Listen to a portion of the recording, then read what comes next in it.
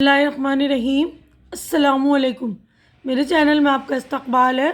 आज की ये वीडियो 5वीं क्लास की किताब इब्तिदाई उर्दू का सबक नंबर 1 लेसन नंबर 1 ये नज़्म है किसान की दुआ।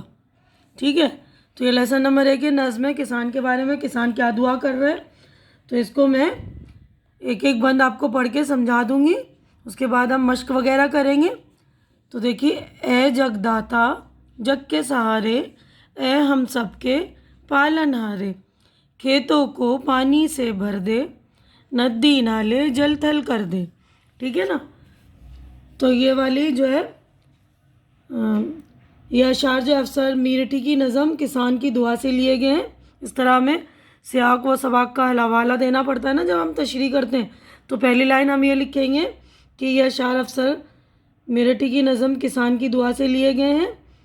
तो इस शेर में ये वाले जो है ना बंद, इसमें शेर कह रहे हैं कि खुदा हमारे पालने वाले, तू जो है दुनिया वालों के सहारा है, तू इतनी रहमत की बारिश कर दे कि इन खेतों में खूब फसल हो और नदी नाले जो है पानी से भर जाएं, ताकि हमारे खेतों में पानी की कोई कमी ना हो और खेतों में पानी लगातार रहे और हमारे फसल बढ़ते रहें, फसल पैदावार मतलब खूब हो, फसलों की पैदावार खूब हो।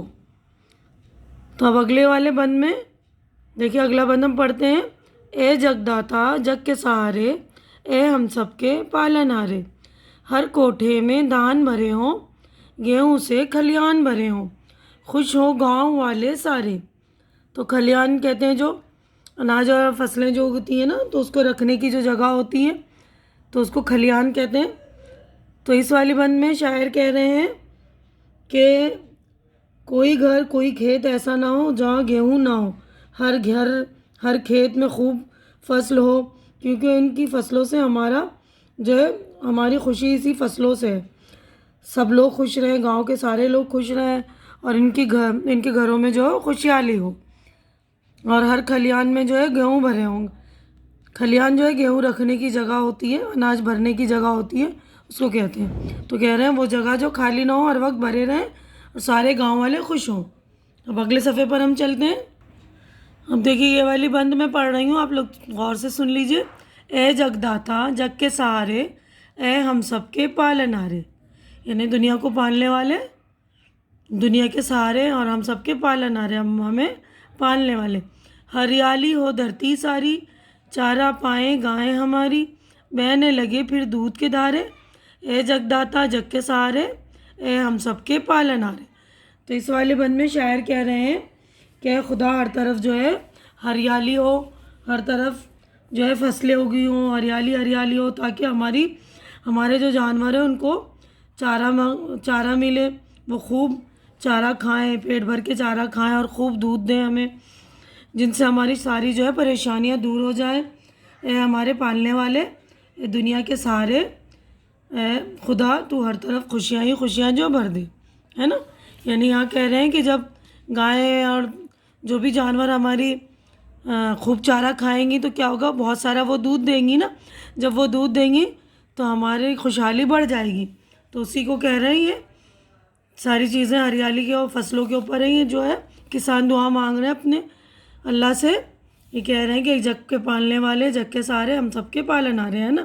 तो ये नज़म जो अफसर मीरठी की लिखी हुई है, तो ये जो है नज़म लिखने वाले को हम शायर कहते हैं, यानी ये शायर का नाम है। तो हम आगे चलते हैं नेक्स्ट सफ़े पर। देखिए, यहाँ पर है हमारी मश्क हो गई है स्टार्ट। ये देखिए, अब यहाँ पे लफ्ज़ और मायनी, यानी ये अल्फाज है, इसके मीनिंग है, मैं पढ़ रही हूँ, आप लोग अच्छी तरह से सुनकर ज़बानी याद कर लेंगे। जगदाता का मतलब है अल्लाह, यानी दुनिया को देने वाला। पालनहार पालने वाला, परवरिश करने वाला, वो भी कौन है, अल्लाह है ना। जल थल कर देना, पानी से भर देना। कोठा अनाज रखने की जगह, गोदाम। खलिहान वो जगह जहाँ फसल काट कर रखी जाती है, खलिहान उसको कहते हैं ना। तो अब देखिए, गौर कीजिए इस नज़म के बारे में कि इस नज़म में जगदाता जग के सहारे और पालनहारे खुदा को कहा गया। यहाँ शायर ने अच्छी बारिश, अच्छी फसल, जानवरों के लिए चारे, हर तरफ हरियाली और खुशहाली की दुआ की है। ठीक है ना। अब ये देखिए, सोचिए, बताइए और लिखिए। तो यहाँ पर जवाब मतलब सवाल है ना क्वेश्चन से 5, तो इसके जवाबात भी मैंने आप लोगों के लिए रेडी कर दिए हैं, आप लोग देख लेंगे। तो पहला सवाल है, नदी नाले जलथल करने से शहर की क्या मुराद है। नज़म में है ना कि नदी नाले जलथल कर दे, तो ये पूछ रहे हैं कि इसका मतलब क्या है। तो ये देखिए, ये मैंने लिख दिया आप लोगों के लिए। नदी नाले जलथल कर दे से शहर की मुराद है कि इतनी बारिश हो कि इनका पानी हमारे खेतों को लग जाए और कभी सूखा ना पड़े। दूसरा सवाल है, हर कोठे में दान भरे हों का मतलब लिखिए। हर कोठे में दान भरे हों का मतलब है कोई भी जगह जहाँ अनाज रखते हैं या कोई भी गोदाम अनाज से खाली ना हो, इसमें हर वक्त अनाज भरा रहे, क्योंकि इससे लोगों की खुशियाँ जुड़ी हैं। गांव वाले कब खुश होते हैं, जब हर घर हर खेत में खूब अनाज होगा, हर तरफ हरियाली ही हरियाली होगी और इनकी सारी ज़रूरतें पूरी होंगी, तब ही गांव वाले खुश होंगे। दूध के धारे बहने के क्या मानी है। दूध के धारे बहने के मानी है कि गाय को पेट भर चारा मिले जिससे वो खूब दूध दें। अब अगला 5वां सवाल है, ये खलिहान किसे कहते हैं। खलिहान उस जगह को कहते हैं जहाँ फसल काट कर रखी जाती है। तो ये देखिए, हमारे जो है 5 सवाल आते हैं ना, 5 मैंने जवाबात मुकम्मल कर दिए। तो अब आगे हम चलते हैं, आगे हमारी मश्क में हम देखते हैं क्या है। लेकिन जो लोग नए हैं मेरे चैनल पे या जिन्होंने मेरा चैनल सब्सक्राइब नहीं किया है, तो वो लोग प्लीज़ मेरा चैनल सब्सक्राइब कर दें, क्योंकि चैनल का सब्सक्राइब करना बिल्कुल फ्री है। आप लोग चैनल सब्सक्राइब करेंगे तो मेरी हौसला अफजाई हो जाएगी, तो प्लीज़ मेरी हौसला अफजाई कर दें आप लोग। अब हम आगे बढ़ते हैं। तो देखिए, यहाँ पर है, नीचे दिए हुए मिसरों को सही लफ्ज़ों से मुकम्मल कीजिए। तो यहाँ खाली जगह की तरह मिसरे खाली दिए हुए थे ना, खाली जगह थी, इनको लफ्ज़ भरने थे, तो ये भर दिए मैंने। देखिए, खेतों को पानी से भर दे, नदी नाले जलथल कर दे, हर कोठे में धान भरे हों, गेहूँ से खलिहान भरे हों, हरियाली हो धरती सारी, चारा पाएँ गायें हमारी। अब नीचे लिखे हुए लफ्ज़ों से जुमले बनाइए और ख़ाली जगह में लिखिए। तो ये जुमले बनाने, ये लफ्ज़ दिए हुए, इनके जुमले बनाने, तो मैंने देखिए जुमले बना दिए। पालनहार, हम सबका एक ही पालनहार है। जलथल, बारिश से खेत जलथल हो गए। खलिहान, गांव में सभी किसानों के पास खलिहान होते हैं। धरती पर तरह तरह के लोग रहते हैं।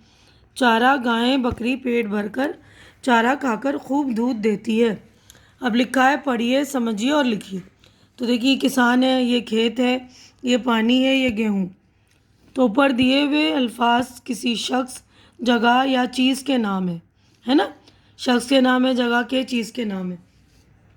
तो देखिए, यहाँ पर किसी शख्स, जगह या चीज़ के नाम को इस्म कहते हैं, है ना, इस्म। किसी भी शख्स, जगह या चीज़ का नाम जो होगा वो इस्म। ये इस्म की तारीफ़ है, ये आप लोग याद करेंगे ज़बानी। आप भी इस नज़्म से 6 इस्म तलाश करके दी हुई जगहों में लिखिए। तो देखिए, मैंने लिख दिए गेहूँ, खेत, गाय, दूध, नदी, पानी।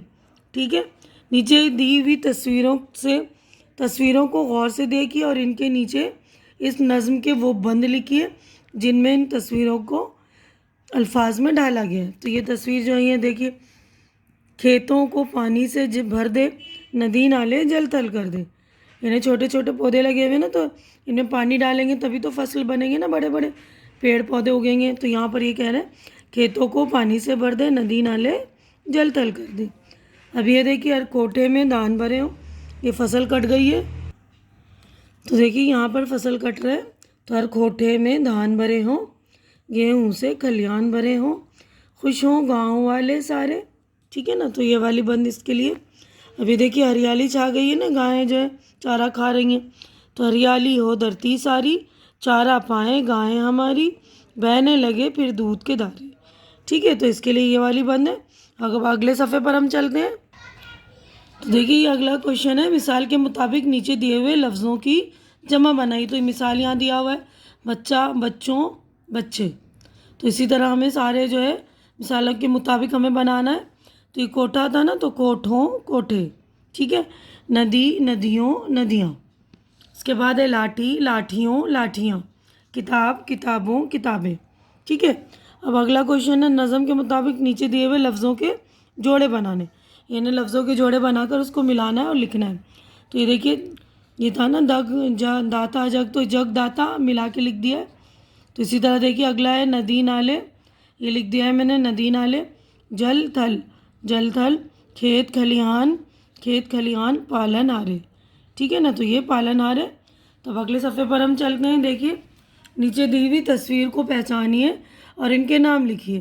तो ये देखिए ये नदी है, ये धान का पौधा, ये फार्म हाउस या खेत कहते हैं ना, ये खेत है, इसके किनारे जो घर बने इनको फार्म हाउस कहते हैं। अब ये जो है गेहूं का पौधा, उसके बाद ये गायें, ठीक है ना, ये गायें चारा खा रही है ना। अब अगले सफ़े पर हम चलते हैं। अब देखिए बुलंद आवाज़ से पढ़िए और खुशखत लिखिए, यानी आपको ऊंची आवाज़ में पढ़नी है और खुशखत इसकी लिखनी है। तो देखिए एक मैंने लिख दिया यहाँ पर, तो आप लोग बाकी की ये जो है अपनी बुक में लिख लेंगे, या आपके पास बुक नहीं है तो नोटबुक में यानी कॉपियों में कर लेंगे, ठीक है। देखिए पहला लफ्ज़ है धान, फिर है गेहूँ, खलिहान, सहारे, खेत। तो ये देखिए एक बार मैंने लिख दिया। बाकी जो खाली जगह बची हुई है ना, तो उसमें आप यहाँ पर धान धान धान धान सब लिखेंगे। उसके बाद गेहूँ, ठीक है ना, फिर खलिहान, सहारे, खेत। तो आप लोग अच्छी खुशखत क्या मतलब होता है, अच्छी लिखाई। तो अच्छी लिखाई में आप लोग लिखेंगे। अगर बुक में आपकी प्रैक्टिस अच्छी नहीं हो रही है तो कॉपी में प्रैक्टिस करेंगे पहले आप लोग, है ना, फिर बुक में लिखिएगा। अगर आपकी राइटिंग अच्छी है, लिखना आता है, तो आप लोग डायरेक्ट बुक में लिख लीजिए। अगर प्रैक्टिस करना चाह रहे हैं तो पहले कॉपी में प्रैक्टिस कर ले, ठीक है। उसके बाद अगला क्वेश्चन है इस नज़म को ज़बानी याद कीजिए। तो ये वाली नज़म आपको ज़बानी याद करनी है, तो आप लोग ज़बानी याद कर लेंगे। और यहीं पर हमारी जो है नज़म हो गई है मुकम्मल। उम्मीद करती हूँ कि ये नज़म आप लोगों को पूरा मेरा समझाना और मश्क वगैरह पसंद आ गया होगा। पसंद आ रहा है तो इसे लाइक कीजिए, ज़्यादा से ज़्यादा शेयर कीजिए, ताकि जो ज़रूरतमंद बच्चे हों उनकी ज़रूरत पूरी हो सके। और मेरा चैनल सब्सक्राइब कीजिए, क्योंकि चैनल का सब्सक्राइब करना बिल्कुल फ्री है। आप लोग चैनल सब्सक्राइब करेंगे तो मेरी हौसला अफजाई हो जाएगी। तो प्लीज़ मेरी हौसला अफजाई कर दिया करें। हमारी मुलाकात अगली वीडियो में होगी, तब तक के लिए अल्लाह हाफिज़।